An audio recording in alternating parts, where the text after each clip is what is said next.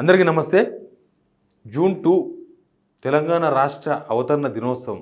అంతేకాదు, తెలంగాణ రాష్ట్రం వచ్చి 10 సంవత్సరాలు పూర్తయిన రోజు కూడా. దీనికి ఒక స్పెషాలిటీ ఉంది. ఇప్పటి వరకు ఏపీకి తెలంగాణకు ఉమ్మడి రాజధాని హైదరాబాద్. వాళ్ళు వాడినా వాడకపోయినా, ఏపీ వాళ్ళు ఇక్కడ పరిపాలన ఇక్కడ నుంచి చేసినా చేయకపోయినా, టెక్నికల్గా ఈ 10 సంవత్సరాలు హైదరాబాదు ఉమ్మడి రాజధాని అయిపోయింది. రాష్ట్ర విభజన చట్టంలో ఆ విధంగా అప్పుడు పొందుపరిచింది కాబట్టి. అయితే ఇప్పుడు ఏమంటున్నారంటే మన వాళ్ళు, ఇక ఈరోజుతో హైదరాబాదు మన వైపు వచ్చేసింది, హైదరాబాదు కేవలం తెలంగాణకు మాత్రమే రాజధాని, ఇక ఏపీకి సంబంధం లేదు, ఈ రోజుతో మనం హైదరాబాద్ను సొంతం చేసుకున్నాం, ఇక ఏపీ రాష్ట్రానికి హైదరాబాద్తో సంబంధాలు తెగిపోయిన మొత్తానికని చెప్తున్నారు మన వాళ్ళు. నిజానికి నేను తెలుసుకునే ప్రయత్నం చేసిన, ఎందుకంటే ఇది విభజన చట్టంలో పెట్టిన అంశం. కేవలం జూన్ 2 రాగానే అయిపోయినట్లుగా భావించాలనా, లేకపోతే దీని ఇంకా ముందు ఎట్లాంటి ప్రక్రియ జరగాల్సి ఉంది?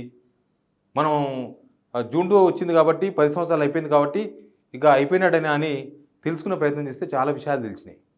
ఏంటంటే ఇప్పుడు సరే, విభజన చట్టంలో 10 సంవత్సరాలు హైదరాబాద్ ఉమ్మడి రాజధానిగా ఉంది. నిజానికైతే ఈ రోజుతో అయిపోతుంది, ఎక్స్పైర్ అయిపోతుంది నిజానికి. కానీ ఏపీ నుంచి వస్తున్న డిమాండ్ మనం కొన్ని చూస్తున్నాం. ఏపీ నుంచి ఇంతకుముందే నేను చెప్పిన జేడీ లక్ష్మీనారాయణ గారు ఏకంగా రాష్ట్రపతికి ట్వీట్ చేసిండు, ఇంకొక 10 సంవత్సరాలు కొనసాగించాలి హైదరాబాద్ని, అంటే 2034 సంవత్సరం వరకు కొనసాగించాలి. రెండు తెలుగు రాష్ట్రాల మధ్య ఇంకా చాలా సమస్యలు అట్లే ఉండిపోయినాయి. ఫైనాన్షియల్ ఇష్యూస్ ఉన్నాయి, ఆస్తుల ఇష్యూస్ ఉన్నాయి, ఉద్యోగాల ఇష్యూస్ ఉన్నాయి. రెండు రాష్ట్రాల మధ్య ఇట్లాంటి చాలా వ్యవహారాలు ఇంకా తేలలేదు. కాబట్టి నీళ్ళ ఇష్యూ ఉంది, రెండు రాష్ట్రాల మధ్య నీళ్ళ పంపకాలు జరగలేదు. ఇట్లాంటివన్నీ చాలా ఇష్యూస్ ఉన్నాయి. కాబట్టి 2034 వరకు హైదరాబాద్ ఉమ్మడి రాజధాని కొనసాగించాలని రాష్ట్రపతిని కోరిండు. ఏపీ కాంగ్రెస్ సంబంధించిన ఉపాధ్యక్షుడు శివాజీ గారు కూడా ఆ విషయాన్ని రాష్ట్రపతిని అడిగిండ్రు. కానీ రీసెంట్గా ఏపీసీసీ మాజీ ఏపీ అధ్యక్షుడైన, ఏపీకి ఇప్పుడు షర్మిల గారు ఉన్నారు, అంతకన్నా ముందు శైలజనాథ్ మాజీ మంత్రి, ఆయన ఉమ్మడి రాష్ట్రంలో ఎంపీ మంత్రిగా పనిచేసిండ్రు. సమైక్యాంధ్ర కోసం కొట్లాడిండు, మన తెలంగాణ ఉద్యమకారులు లాగానే సమైక్యాంధ్ర ఉద్యమకారుడు శైలజనాథ్ గారు. ఆయన రీసెంట్గా ఏపీలో మాట్లాడిండు మీడియాతో, లేదు కొనసాగించాలి, ఇంకొక 10 సంవత్సరాలు కొనసాగించాల్సిందని. సరే, వాళ్ళ డిమాండ్లు ఏమైనా ఉండొచ్చు కాక. అయితే ఈ ఉమ్మడి చట్టంలో హైదరాబాదు ఉమ్మడి రాజధాని అనే అంశం ఎక్స్పైర్ అయిపోయింది కాబట్టి ఇంకా తెలంగాణ వచ్చేసినట్టే అని మనం భావిస్తే అందులో తప్పులో కాలేసినట్టేగానే అని చాలామంది చెప్తున్నారు.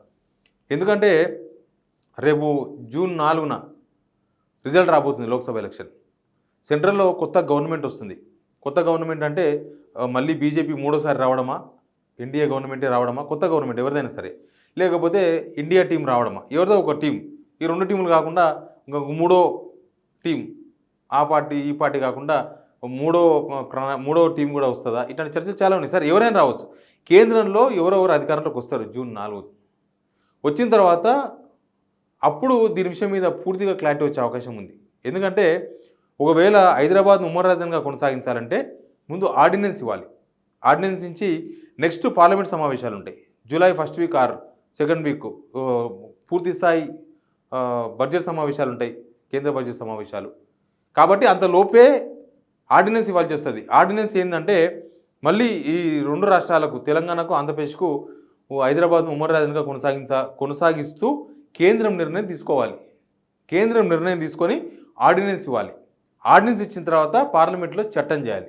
పార్లమెంట్లో మళ్ళీ సేమ్ తెలంగాణ బిల్లు వచ్చినప్పుడు పార్లమెంట్లో ఎట్లయితే వ్యవహారం జరిగిందో, ఇప్పుడు హైదరాబాద్ను ఉమ్మడి రాజధాని కొనసాగించాలంటే కూడా మళ్ళీ పార్లమెంట్లో దీని మీద చర్చ జరగాలి, పార్లమెంట్లో ఇది చట్టం చేయాలి ఆర్డినెన్స్ని. కాబట్టి ఇదంతా ప్రక్రియ చాలా ఉంది. కాబట్టి కొత్త ప్రభుత్వం వచ్చే వరకు, కేంద్రంలో కొత్త ప్రభుత్వం వచ్చే వరకు ఇది మనం క్లారిటీ వచ్చేసింది, ఇక హైదరాబాద్ మనదే అని చెప్పే పరిస్థితులు చాలా తక్కువగా కనిపిస్తున్నాయి. కేంద్రంలో ప్రభుత్వం వచ్చిన తర్వాత ఆ ప్రభుత్వం ఏ నిర్ణయం తీసుకుంటుంది చాలా ఇంపార్టెంట్. ఆ ప్రభుత్వం ఒకవేళ ఉమ్మడిగా కొనసాగించాలనుకుంటే నేను చెప్పిన ప్రక్రియ కొనసాగించాలి, లేదు అంటే క్లోజ్ చేయొచ్చు. అది అక్కడ వచ్చే కొత్త ప్రభుత్వం ఇష్టం. కానీ అప్పటిదాకా ఇక్కడ ఉన్న ఆఫీసర్లు, ఏపీలో ఉన్న ఆఫీసర్లు, ఏపీ ప్రభుత్వంలో ఉన్న ఆఫీసర్లు, తెలంగాణ ప్రభుత్వంలో ఉన్న ఆఫీసర్ల మధ్య కమ్యూనికేషన్ మాత్రం జరుగుతుంది. ఎందుకంటే ఇక్కడ ఉన్న వాళ్ళ బిల్డింగ్స్ కొన్ని ఉన్నాయి. ఉమ్మడి రాజధానిగా వాళ్ళకి కొన్ని బిల్డింగ్స్ కేటాయించింది. అప్పుడు ఉమ్మడి రాష్ట్రంలో ఉన్న కొన్ని బిల్డింగ్స్, హైదరాబాద్లో ఉన్న బిల్డింగ్స్, ఆ బిల్డింగ్స్లో కొంత ఫర్నిచర్ ఉండొచ్చు వాళ్ళకి సంబంధించింది, ఆఫీస్ ఫర్నిచర్, లేకపోతే ఇంకా కొన్ని ఏదైనా ఇష్యూస్ వాళ్ళు ఇక్కడ నుంచి తీసుకుపోయే విషయాలు ఏమైనా ఉండొచ్చు. కాబట్టి అట్లాంటివన్నీ కూడా ఈ 2 రాష్ట్రాల అధికారుల మధ్య కమ్యూనికేషన్ మాత్రం జరుగుతది. ఆల్రెడీ నాకు తెలిసి స్టార్ట్ అయ్యి ఉండొచ్చు. ఆల్రెడీ ఇక్కడ నుంచి అక్కడికి, అక్కడి నుంచి ఇక్కడికి మీ సామాను ఏముంది? మీ సామాను ఏముంది? లేకపోతే మీ సామాను తీసుకుపోండి, లేకపోతే మా సామాను ఇయ్యండి. ఏదో సంథింగ్ ఇక్కడ నుంచి ఏమేమి తీసుకుపోవాలి, ఏమేమి ఉండాలి. ఎందుకంటే ఇప్పటికే సీఎం రేవంత్ రెడ్డి గారు కూడా ఆదేశాలు జారీ చేసిండ్రు అధికారులకు. అవన్నీ ఏపీకి కేటాయించిన బిల్డింగ్లన్నీ కూడా హ్యాండ్ ఓవర్ చేసుకోండి. జూన్ 2 తర్వాత మనం ఖచ్చితంగా అవి మనకే వస్తాయి కాబట్టి మనం అవన్నీ మన సొంతం చేసుకోవాలని ఒక ఆదేశాలు కూడా జారీ చేసిండ్రు. అయితే ఇదంతా నేను ఎందుకు చెప్తున్నా అంటే రేపు జూన్ 4న రిజల్ట్ వచ్చి కొత్త ప్రభుత్వం వచ్చిన తర్వాతనే ఈ విషయం మీద పూర్తి క్లారిటీ వచ్చే అవకాశం ఉంది. ఇప్పటిదాకా మనం అనుకుంటున్నట్లుగా జూన్ 2 వచ్చింది, 10 సంవత్సరాలు అయింది, ఇంకా హైదరాబాద్తో ఏపీకి బంధం తెగిపోయింది అని చెప్పడానికి ఆస్కారం లేదు. దీని తర్వాత విషయాలు అర్థమవుతాయి. ఎందుకంటే వీళ్ళందరూ ఇప్పుడు జేడీ లక్ష్మణ గారు అడిగినా, తర్వాత శైలజనాథ్ గారు అడిగినా, తర్వాత ఏపీ కాంగ్రెస్ ఉపాధ్యక్షుడు శివాజీ గారు అడిగినా, ఎవరు అడిగినా వాళ్ళు అడుగుతున్న అంశంగానే మనం చూడకూడదు. దీని వెనుక ఇంకేదో కథనం, దీని వెనుక ఏదో పెద్ద వ్యవహారం నడుస్తున్నట్టుగా మనం భావించాల్సి ఉంటుంది. ఎందుకంటే మనం రాష్ట్ర విభజన టైంలో చూసినాం. రాష్ట్ర విభజన టైంలో ఎట్టి పరిస్థితుల్లో రాష్ట్రాన్ని విభజించొద్దు, సమైక్యాంధ్రగా ఉంచాలని ఏపీకి సంబంధించిన నేతలు ఎన్ని ప్రయత్నాలు చేసిండ్రో, ఎన్ని వ్యవహారాలు నడిపించిండ్రో, లాస్ట్ పార్లమెంట్లో ఏం జరిగిందో అవన్నీ చూసినాం. కాబట్టి ఇప్పుడు ఉమ్మడి రాజధాని విషయంలో ఏపీ వాళ్ళు అంత ఈజీగా ఉత్తగా మాట్లాడతలేరు. దీని వెనుక ఏదో పెద్ద ప్లాన్, పెద్ద స్కెచ్ ఉండొచ్చు అనేది ఒక చర్చ నడుస్తుంది రాజకీయ వర్గాల్లో.